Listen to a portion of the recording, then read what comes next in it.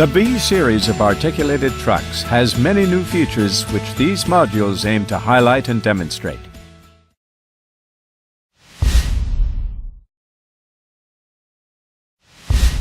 At the start of the working day, it is best practice to conduct a safety walk-around inspection.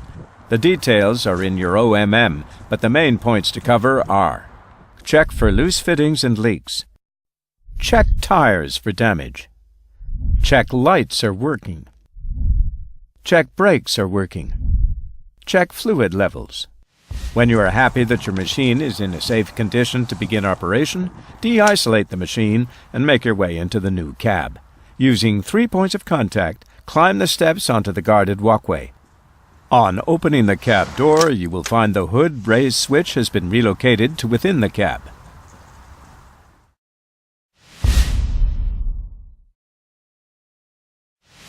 The redesigned operator station sets the new benchmark in comfort and ergonomic standards.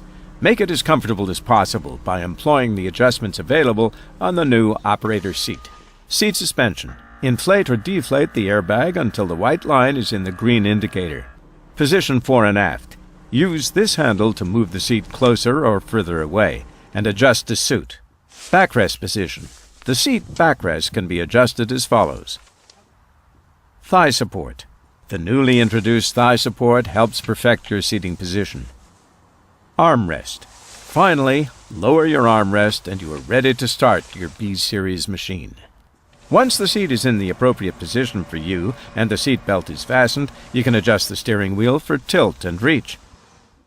Check that your mirrors are positioned to give you the best visibility.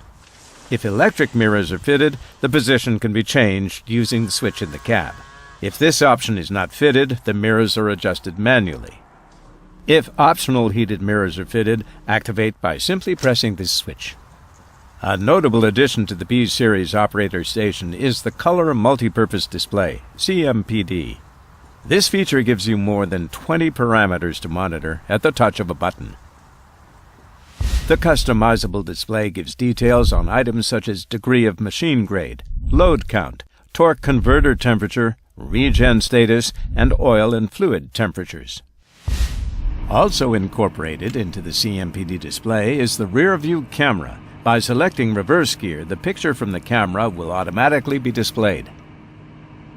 If site conditions require limiting the AT to a particular top gear, this can be achieved via the CMPD display as shown. To maintain a chosen gear, simply press this button once to make a selection when the required gear is engaged, and a second time to release. This switch also activates the second reverse gear.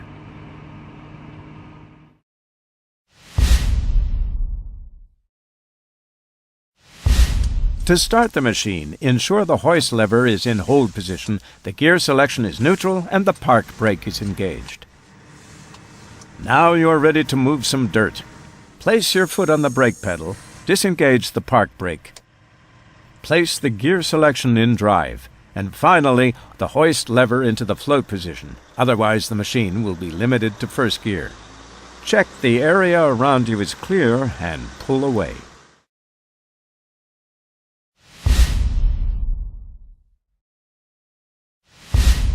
One thing you may have noticed is that while the footrest remains, the floor switch to activate the interaxle differential does not. You will not find a rocker switch for the cross-axle differentials either. Both systems are now fully automatic and require no intervention from the operator at all.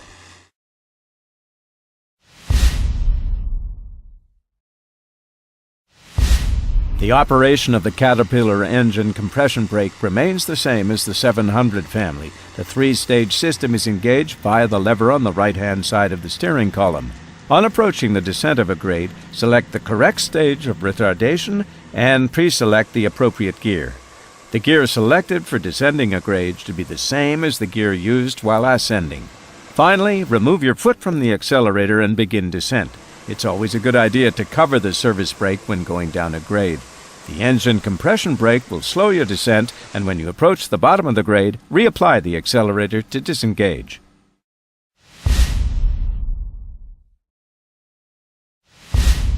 Move materials over the shortest possible distance.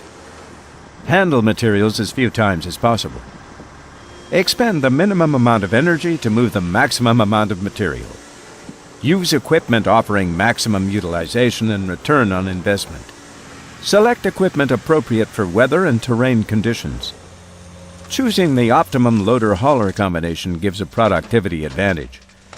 Maintaining the fill and dump areas can sustain a higher production rate.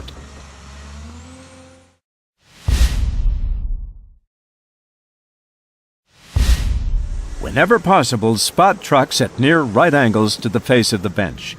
This allows a much easier target for the excavator operator. Spot the truck in line with the pivot point of the hydraulic excavator. The pivot of the boom should be over the center of the body target. Placing the excavator on a bench above the truck will reduce the lift needed to clear the sides of the truck body. The excavator operator also has a clearer view of the truck and the area around it. The height of the bench should be approximately equal to the height of the excavator stick. Ideally, the excavator should be able to load and swing 45 degrees or less to dump the bucketful in the truck body. The shorter the swing, the faster the loading. The loaded swing should go counterclockwise so the excavator has a complete view of the truck. Using a scissor tailgate will help to retain material in the body. Liner plates will aid in protection against damage when loading abrasive materials and rock.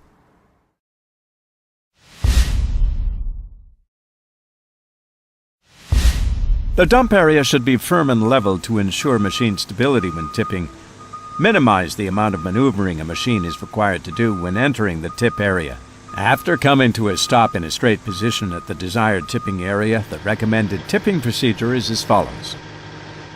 Apply the service brake. Select neutral gear.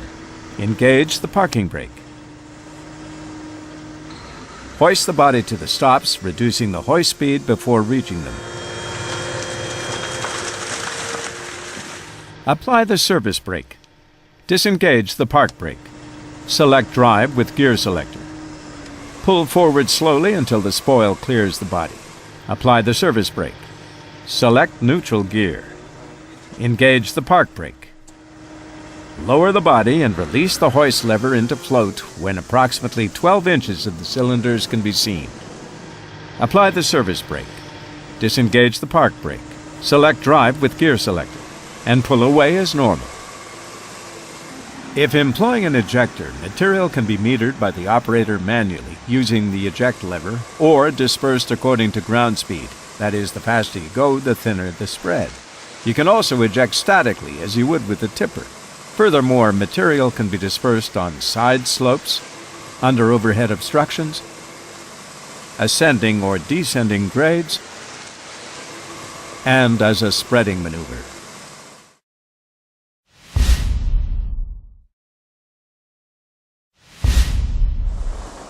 Regeneration is achieved in one of three ways: on the go, at machine idle opportunities, or manually at the driver's discretion.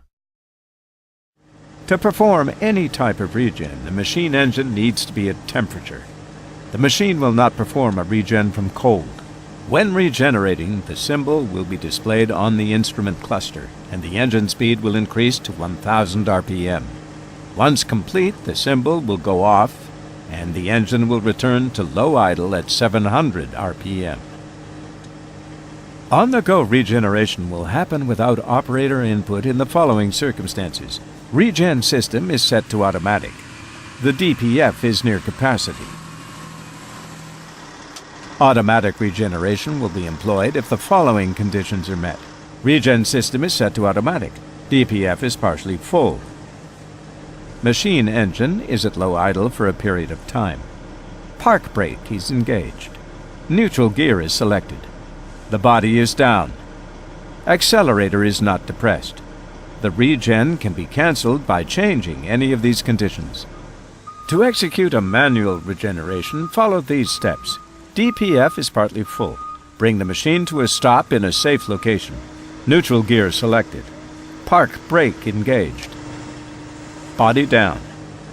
Foot off accelerator. Press and hold the regen switch in the headliner for 5 seconds. Regeneration will begin.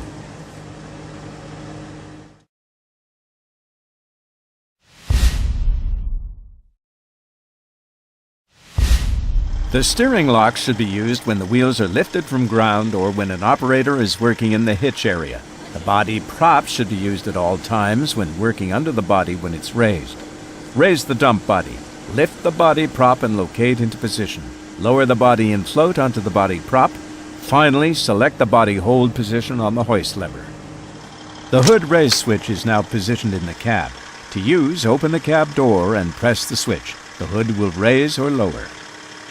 The right side cab window can be used as an emergency exit when it's not possible to leave via the cab door. To stop the engine, normal operation is to turn the key to the off position. In an emergency, the engine can also be stopped from ground level. Located alongside the machine isolation switch and remote start receptacle, raise the guard and move the toggle switch to the stop position. The service points include fuel filter, fuel water separator, grease points, hydraulic oil. Consult the OMM for the maintenance interval schedule of serviceable items. To negate the need for the operator to climb the steps when refueling, the fuel-filled receptacle is now at ground level. Tires should be inflated as per the manufacturer's recommendations and to suit the ground conditions.